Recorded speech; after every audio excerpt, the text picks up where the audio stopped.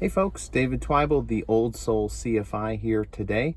I'm on a work trip in the King Air, but thought I'd take a minute to share with you a cross-country strategy that I came across a few years ago that you should file away in your mental toolbox of tricks to help you out if you're ever in the same situation. And this situation is what I call going nowhere quickly. And so the scenario for this situation is two airports exactly 100 nautical miles apart from each other.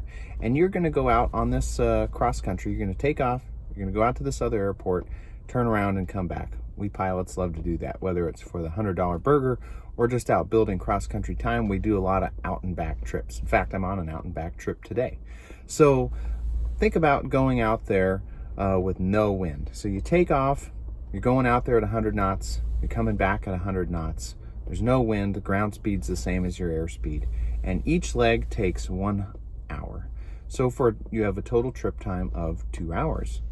Now let's crank up the wind a little bit to 10 knots. Now you're going to be going out with a tailwind at a ground speed of 110 knots. You're going to be coming back with a ground speed of 90 knots. So tailwind going out, headwind coming back. Of course, with the tailwind going out, it's going to take less than an hour. But with a headwind coming back, it's going to take a little bit more. Now you think this might all even out, but you'd actually be surprised if you did the math to find out that it doesn't. In fact, it's actually going to take you about 2 hours and 3 minutes to make that trip. And that's kind of curious. You may be thinking that I'm trying to mess with you, but let's take another situation and see if the same thing happens again. So let's crank that wind speed up to 50 knots. Now we're going out with a 50 knot tailwind with a ground speed of 150 knots, coming back at 50 knots ground speed with 50 knots on the nose. So now we're looking at a trip time of going out at 40 minutes going out and 2 hours coming back. So now our 2 hour cross country has turned into a 2 hour and 40 minute trip, just because we had a tailwind going out in the same wind as a headwind coming back, but at 50 knots.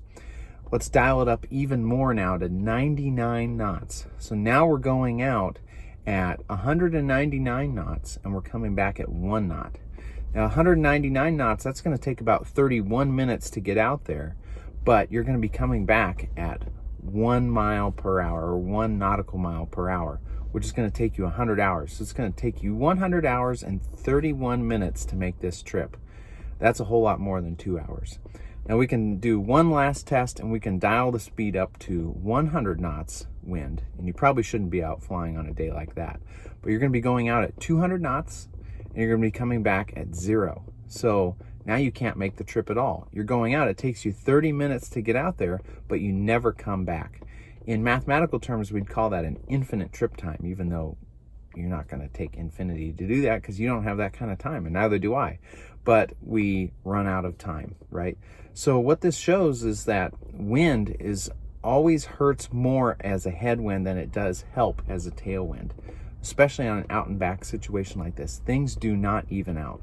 So this is a very important little thing to keep in mind, and it's gotten me in trouble a few times where I made a trip, no wind, and I had plenty of gas.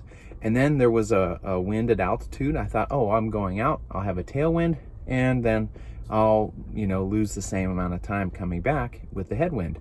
But I actually had to stop for gas short of home because this was happening. Thankfully, I was monitoring the time and the fuel, and I was able to catch it. But hopefully, this little strategy will help you in the future if you ever run into that sort of situation, and it could be of some help to you. So stay safe out there flying, and if you're ever interested in ground school, whether in person in the Omaha area or virtually online, reach out on the comment section of this video and let me know if you're interested, and maybe we could talk about more interesting strategies and situations like this, or just maybe some help with your ground school as you work towards the next rating. So we'll talk with you next time.